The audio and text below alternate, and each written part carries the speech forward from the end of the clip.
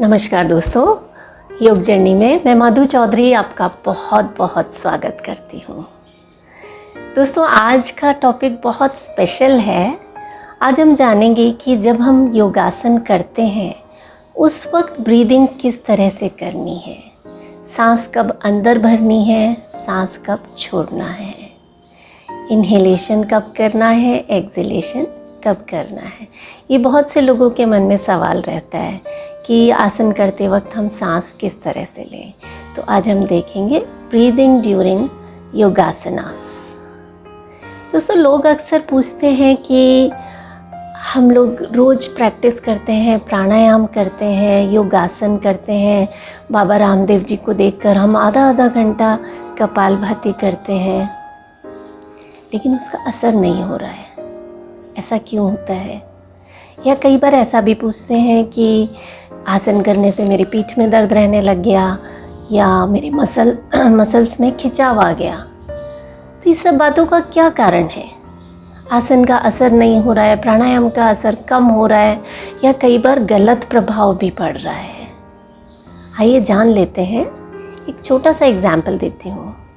आप सुबह सुबह जब गार्डन में घूमने जाते हैं, बहुत से लोगों को आप देखते होंगे कि वो वहाँ पर योगासन की प्रैक्टिस कर रहे हैं, प्राणायाम कर रहे हैं, है ना, कपालभाति कर रहे हैं, आंखें खुली हुई हैं, आते जाते सभी लोगों को देख रहे हैं। कपालभाति चल रहा है यहाँ पे। बीच बीच में मोबाइल में अपना गुड मॉर्निंग मैसेज भी कर देते हैं, अपना स्टेटस भी देख लेते हैं कि किस किस ने मेरे स्टेटस को देखा। करते हैं ऐसा। तो ऐसी प्रैक्टिस जब आप कर रहे हैं, उससे क्या रिज़ल्ट एक्सपेक्ट करते हैं आप? दोस्तों, योग का मतलब होता है जब हमारा मन, हमारी सांसें, हमारा शरीर सब एक जगह पर आ जाए। योगश चित्त वृत्ति निरोध। चित्त वृत्तियों का निरोध ही योग है। चित्त यानी हमारा मन। जब मन और सांसों की अवेयरनेस के बिना आप योग करते हैं तो वो योग नहीं रहता। ये बिल्कुल ऐसा है जैसे प्राणों के बिना शरीर। तो आइए आज मैं आपको 2 गोल्डन रूल्स देती हूँ, जिससे आप बहुत इजीली समझ पाएंगे कि आप ब्रीदिंग अवेयरनेस के साथ योगासन किस तरह से प्रैक्टिस करें कि आपकी प्रैक्टिस में 4 चांद लग जाएं और आपको उसका 4 गुना असर मिले। 2 गोल्डन रूल्स हैं। पहला रूल, जब भी कोई आसन कर रहे हैं और उसमें हमारी बॉडी का एक्सपेंशन हो रहा है, हमारा शरीर फैल रहा है, उस वक्त हमें सांस भरनी है, सांस अंदर भरनी है, इनहेल करना है। और जब हमारा शरीर कॉन्ट्रैक्ट हो रहा है, शरीर सिकुड़ रहा है, उस वक्त हमें सांस छोड़नी है। योग में सांस लेने और छोड़ने को हम बोलते हैं पूरक और रेचक। तो जब हम शरीर को फैला रहे हैं, उस वक्त हमें इन्हेलेशन करना है, और जब हमारा शरीर सिकुड़ रहा है, उस वक्त हमें एक्सहेलेशन करना है। शरीर फैलने का क्या मतलब? छोटा सा एग्जाम्पल है। मान लीजिए आप नेक की एक्सरसाइज कर रहे हैं, सूक्ष्म व्यायाम कर रहे हैं, नेक रोटेशन कर रहे हैं। तो मैं जब गर्दन को ऊपर की तरफ ले जाती हूँ,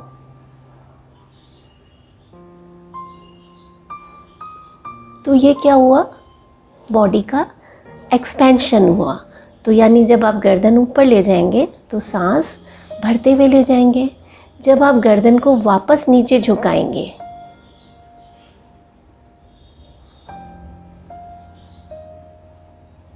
ये क्या हुआ? कॉन्ट्रैक्शन हुआ। इस वक्त आप सांस छोड़ेंगे। और कोई भी एग्जाम्पल, मान लीजिए आप योग करते वक्त अपने बाजुओं को फैला रहे हैं इस तरह से। तो जब हम अपने हाथों को एक्सपैंड कर रहे हैं, यानी हमारे लंग्स को ज़्यादा जगह मिल रही है भरने के लिए, तो उस वक्त हम क्या करेंगे?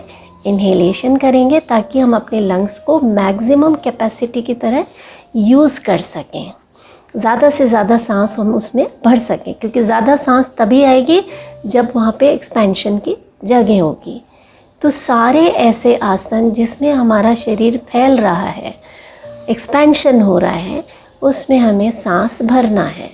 तो जनरली जो बैकवर्ड बेंडिंग आसन्स होते हैं जिसमें हम पीछे की तरफ झुकते हैं, यानी हमारी बॉडी का फैलाव हो रहा है, जनरली उस तरह के जो भी आसन होते हैं उसमें हमें इन्हेलेशन करते हुए उस आसन को करना होता है। और जो फॉरवर्ड बेंडिंग आसनास हैं, आगे की तरफ जब हम झुकते हैं, जैसे सामने पैर फैलाकर हम आगे की तरफ झुकते हैं, तो इस तरह के जो भी आसन होते हैं उसमें हमें सांस को छोड़ते हुए आगे झुकना है।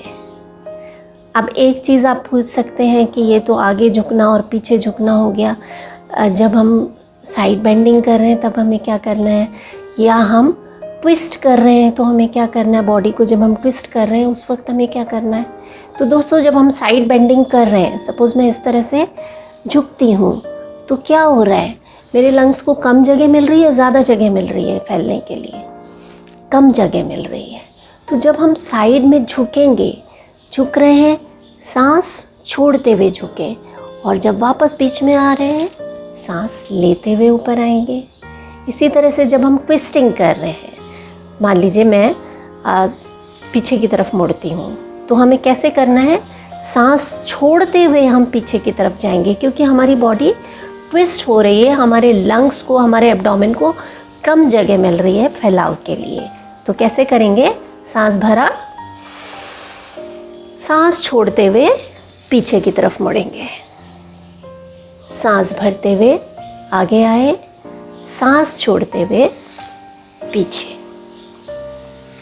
तो ये 2 गोल्डन रूल्स अगर आप ध्यान रखेंगे तो आपको आसनों का ज़्यादा असर मिलेगा और आप बहुत जल्दी देख पाएंगे कि किस तरह से आपके शरीर में बदलाव आ रहे हैं। इस चीज़ को और क्लियर करने के लिए आज हमारे साथ हैं मिस्टर निर्मल चौधरी, जो मेरे लाइफ पार्टनर हैं और साथ ही मेरे योगा पार्टनर भी हैं। ये 2 आसनास का डेमोन्स्ट्रेशन देंगे और आपको बताएंगे कि किस तरह से हमें सांस भरना है या सांस छोड़ना है।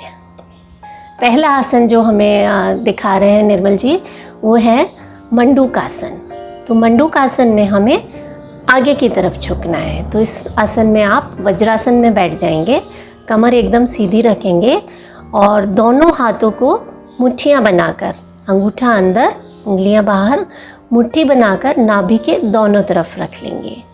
और उसके बाद सांस भरें और सांस छोड़ते हुए धीरे धीरे आगे की तरफ झुकेंगे।